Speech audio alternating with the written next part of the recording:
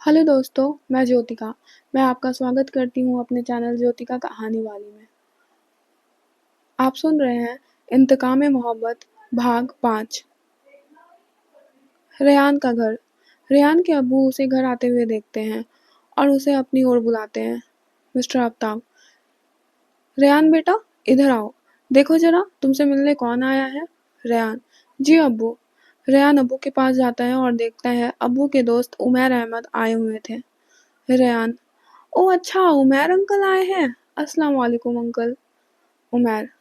अरे बहुत खुश रहो बेटा, खुदा तुम्हें इसी तरह अच्छी सेहत और तरक्की से नवाजे। आफ्ताब। पता है रेयान, उमैर काफ़ी देर से तुम्हारा इंतज़ार कर रहा था। बोल रहा था आज तो मैं रेयान से मिले बगैर जाऊंगा ही नहीं। शुक्र खुदा का कि तुम आ गए, अब इसे राहत मिली होगी। आफ्ताब हंसने लगे और साथ ही साथ रेयान और उमैर भी हंसने लगे। उमैर। इंतज़ार करूँ भी क्यों ना, अपना ही तो बच्चा है रेयान। रूह को ठंडक पहुँचती है इसे देखकर। सारा बचपन इसने और अरमान ने साथ बिताया है। पढ़ाई लिखाई खेल कूद सब साथ में किए हैं। याद है आफ्ताब, इनकी शैतानियाँ कितनी लुभाती थी हमें, पर अब कहाँ वो दिन। जब से मेरा अरमान गया है, बस यादें ही तो दे गया है अपनी। हमेशा उसे मुझसे शिकायत रहती थी, अब्बू आप ये नहीं करते, अब्बू आप ऐसा नहीं करते। हमेशा टोकता रहता था मुझे, पर जाते-जाते कोई शिकायत ही नहीं की उसने। बस चला गया, बिना मुझसे मिले। अपने अब्बू को रुस्वा करके चला गया मेरा अरमान। उमैर की आंखें नम हो गई थी। उसके आंसू से आंसू की धाराएं बहने लगी थी। आफ्ताब। संभालो खुद को उमैर, तुम्हारे परिवार का हौसला हो तुम। तुम ही टूट जाओगे तो फिर उनका क्या होगा? उन्हें कौन संभालेगा? रेयान अब अपने आंसू को रोक नहीं पा रहा था। वो वहां से जाने लगता है। उमैर। रुको रेयान, कहाँ जा रहे हो? तुम सच्चाई से कब तक भागोगे? यूं ही अपने आप को अरमान का गुनहगार मानते रहोगे? तुम्हारे वजह से कुछ नहीं हुआ है मेरे बच्चे। जो भी हुआ है, इसमें सिर्फ और सिर्फ उसकी खुद की गलती थी। उसके कारण हुआ है जो भी कुछ हुआ है। उसकी दूसरे को कुछ ना बताने वाली आदत ने उसकी जान ले ली।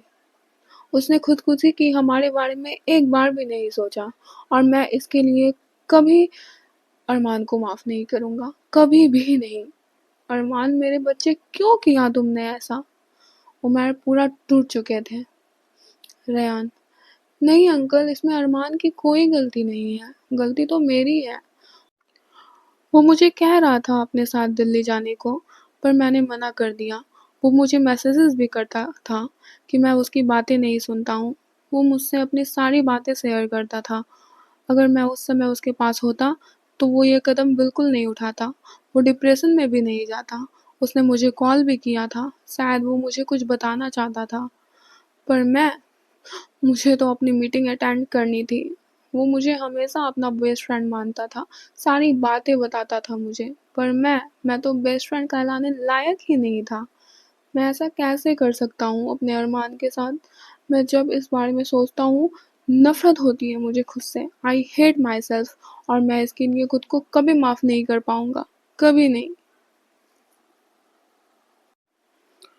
फिजा का घर। घर आते ही डॉक्टर सीमा फिजा को आवाज देने लगती है। फिजा, फिजी बेटा, बेटा, कहाँ हो तुम फिजा? फिजा कुछ आवाज नहीं देती है। सीमा माँ घबरा जाती है। फिजा के कमरे की तरफ जाती है। दरवाजे को पीटकर फिजा को दरवाजा खोलने के लिए कहती है। सीमा माँ रोते हुए। देखो फिजा, तुम गेट खोलो, मुझे बहुत घबराहट हो रही है बेटा, प्लीज बेटा दरवाजा खोलो। फिजा तुम सुन रही हो ना बेटा? फिजा। फिजा दरवाजा खोलती है। रूम का सारा सामान बिखरा था। फिजा पूरे गुस्से में थी। गेट खोलकर फिजा वापस खिड़की की तरफ चली जाती है और खिड़की के पर्दे को जोर से अपने बंद मुट्ठी से तानने लगती है। फिजा का गुस्सा साफ साफ उसकी हरकतों से बयान हो रहा था। सीमा माँ। फिजा, ये क्या हालत बना रखी है तुमने? क्या हुआ बेटा? वो नर्स अंजलि भी कह रही थी कि तुम हॉस्पिटल से बहुत गुस्से में निकली थी। क्या हुआ? बोलो ना फिजी। फिजा। माँ आपको पता है, मैंने उसे देखा, मेरे सामने खड़ी थी वो, पर मैं कुछ नहीं कर पाई। मैं डर गई थी माँ, मैं उससे डर गई थी। सीमा माँ। किससे डर गई थी फिजा, और कौन? किसकी बात कर रही हो तुम? फिजा। वही औरत जिसे मैं रोज़ अपने सपनों में देखती हूँ, जो मुझे रोज़ मारती है, उसी चाकू से। वो कातिल है मेरी अम्मी की। उसने कबूला था उस दिन कि उसने ही मेरी अम्मी को मारा है। हाँ, शायद हाँ, वो मुझे ही मारने आई थी। पर मैं कुछ नहीं कर पाई। मैं हमेशा की तरह डर गई। सीमा माँ: कौन फिजा? तुम्हें मारने वाली तो तुम्हारी खुद की खाला थी ना? वो हॉस्पिटल में कैसे? मुझे पूरी बात बताओ, क्या हुआ? फिजा सीमा माँ को सारी बात बताती है। सीमा माँ हैरानी से बिस्तर पे बैठ जाती है। सीमा माँ: मिसेस रफिया, ये कैसे हो सकता है? नहीं फिजा, मैं इतनी बड़ी गलती कैसे कर सकती हूँ? मैंने उसे पहचाना कैसे नहीं? उस दिन तो मैंने भी देखा था उसे, पर जब वो तुम्हारे बालों को टानते हुए तुम्हें गाड़ी से निकाल रही थी और फिर उसने तुम्हें चाकू। मैं तुम्हें बचाना चाहती थी फिजा, पर उससे पहले ही जैसे मैंने फ़ोन रखा, उसने तुम्हें मेरी गाड़ी के सामने धक्का दे दिया। मैं उसे पकड़ने जा रही थी, पर वो जल्दी से वहाँ से भाग गई। इतनी अंधेरी रात थी कि मैंने उसका चेहरा भी नहीं देखा। ऊपर से तुम्हारी हालत। मैं तुम्हें बचाती या फिर उसका पीछा करती? मुझे कुछ समझ नहीं आया फिजा। मुझे बस तुम्हें लेकर जल्द से जल्द हॉस्पिटल पहुँचना था। फिजा सीमा माँ को संभालते हुए: नहीं माँ, इसमें आपकी कोई गलती नहीं है। आपने तो बस वही किया जो एक अच्छा इंसान करता है। वो औरत तो खाला कहलाने लायक ही नहीं है। उसने तो मुझे उसी दिन मार दिया था जिस दिन उसने मुझे चाकू मारा था। मुझे नई ज़िंदगी आपकी वजह से मिली है। प्लीज़ माँ, अगर आप ही ऐसे टूट जाएँगी तो मुझे हौसला कौन देगा?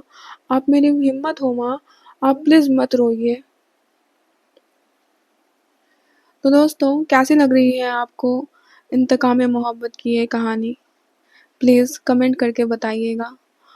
और आगे की कहानी भाग 6 में। तब तक के लिए please like, comment, share and subscribe. धन्यवाद।